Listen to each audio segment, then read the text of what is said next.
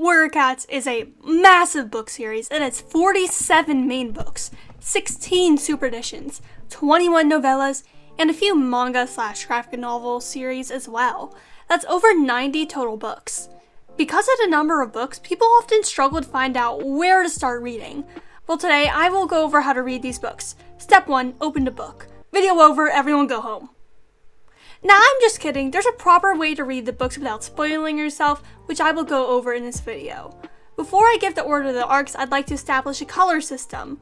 Red means that the book is necessary to read for the coming arcs or the arc that's in. Yellow means it's very good or is considered a classic. Read as soon as possible. Green means good, but honestly nothing special. You should read it eventually. Blue means pretty much filler. Purple means that it's a time waster, or it contradicts canon, or just does something outright awful. Pink or magenta means I haven't read it yet. I'd like to say that these ratings are all obviously incredibly subjective, so feel free to pick fights with me in the comment section about which color ranking you think each book is. You want to start off with reading the arc that is now known as the Prophecies Begin. It used to not have a name at all, but around 2016 or so, the name was added for branding purposes. Once you finish, you'll move on to the first cohort of super editions. There's only one super edition between arcs that you will eventually need to have read for the plot to make any sense. That book is Firestar's Quest. As long as you've read it before the start of Arc 3, you should be pretty fine. After you've read it, you can read Cloudstar's Journey and SkyClan's Destiny. For yellow super editions, we have Blue Star's Prophecy, Crooked Star's Promise, Tall Star's Revenge, and Yellowfang's Secret. Once you finish with Blue Star's Prophecy, you can read Pine Star's Choice and Goosefeather's Curse. You also have the option of reading Spotleaf's Heart, but since it is a purple tier, I wouldn't recommend doing so. Once you finish with Crooked Star's Promise, you should absolutely read Mapleshade's Vengeance. It is widely considered to be one of the best novellas. And you can also read the super edition Leopard Star's Honor, but that one is infamous because of the number of typos and mistakes it makes. Now, onto the independent novellas, which you can read without reading a super edition first. For the blue tier, we have Tiger Claw's Fury. For pink tier, we have Blackfoot's Reckoning. From what I've heard, it belongs in blue tier. In the purple tier, we have Redtail's Depth. It is put there because it blatantly contradicts prior canon. Now, onto the graphic novels/mangas. For yellow, we have Rise of Scourge, an absolute classic which should never be disregarded. We also have A Shadow in River Clan, which helps tie up some loose ends from the previous arc. However, if you want to read all of the books in Warrior Cats, you should read it after Tiger Star and Sasha. Speaking of that, Tiger Star and Sasha is a blue tier. There are very few things in this trilogy that become relevant later, and it is also known for having less than stellar art. Then there's Ravenpaw's Past. It is not to be confused with Ravenpaw's Farewell, which is full of spoilers and is about something entirely different. Lastly, we have the pinks, Exile from Shadow Clan and A Thief in Thunder Clan. From what I've heard about them, they belong in green tier. I can't wait to get a copy of them myself. Moving on in the timeline, we end up at the New Prophecy. The New Prophecy is very few things in between itself and the next arc. There's the graphic novel Winds of Change, that I put in yellow tier, and if you wanted to go out of your way, you can read the plays after sunset. Yes, there are two of them, even though I only listed one, the right choice. There are two of them. I remember they're pretty interesting, but they are not necessary at all to read. Now we arrive at Power of 3. If you haven't read Firestar's Quest by now, you should read it, as the information in it becomes vital in the coming books. After book 1 of Power of 3, I recommend reading Graystripe's Adventure. Then finish reading the arc with SkyClan and Stranger to get the backstory on the villain introduced in the arc. You can also read the green-tiered novella Leafpool's Wish after finishing Power of 3. Once you have completed Power 3, it is time for Omen of the Stars. There are 4 novellas that run concurrent with the events of Power 3. Hollyleaf's Story, Misty Star's Omen, Mothwing's Secret, and Ravenpaw's Farewell. I recommend reading all of those after you've finished the arc. Dovewing's Silence follows the arc, and it happens just a month or so after the final book. I consider it a yellow book.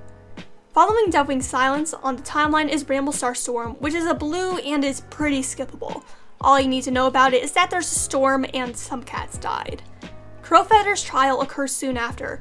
It is a yellow book I consider to be really good, as it ties up both loose ends in Wing Clan and loose ends with the Dark Force that weren't tied up in Dovewing's Silence.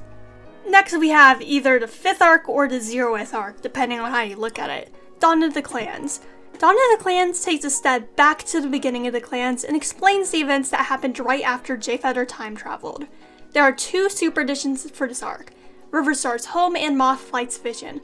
Riverstar's Home is a blue and Mothflight's Vision a green bordering on blue.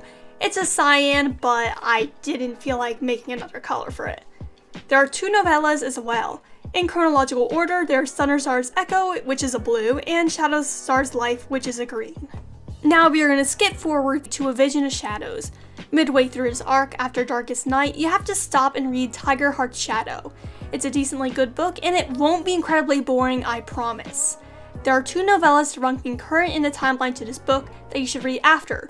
Both of these books happen literally at the same time. These books are Tree's Roots and Pebbleshine's Kits. They are very skippable, and I recommend skipping them if you ship Violet and Tree. There are 2 backstory super editions for this arc. One Star's Confession, which is a pink, and Hawkwing's Journey, which is a green.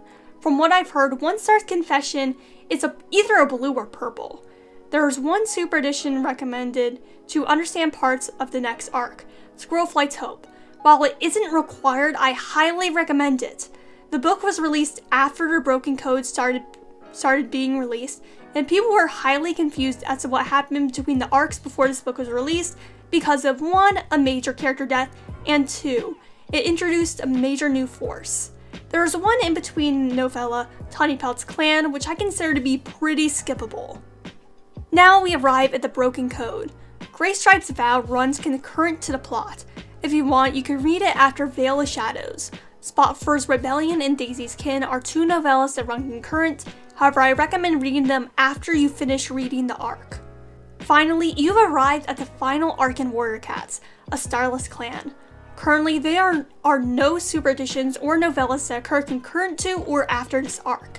The events of Riverstar's Home are briefly mentioned in this arc, so you can read Riverstar's Home beforehand for a bit of context if you want, but he's only briefly mentioned as I said. There's a super edition confirmed to be in development right now called Ivy Pool's Heart. It is set to run concurrently to the 6th book in the arc. Arc 9, the arc after this one, has also been confirmed, and the Aarons are currently writing an outline for it. Those were all the Warrior Cat books and how to read them in order.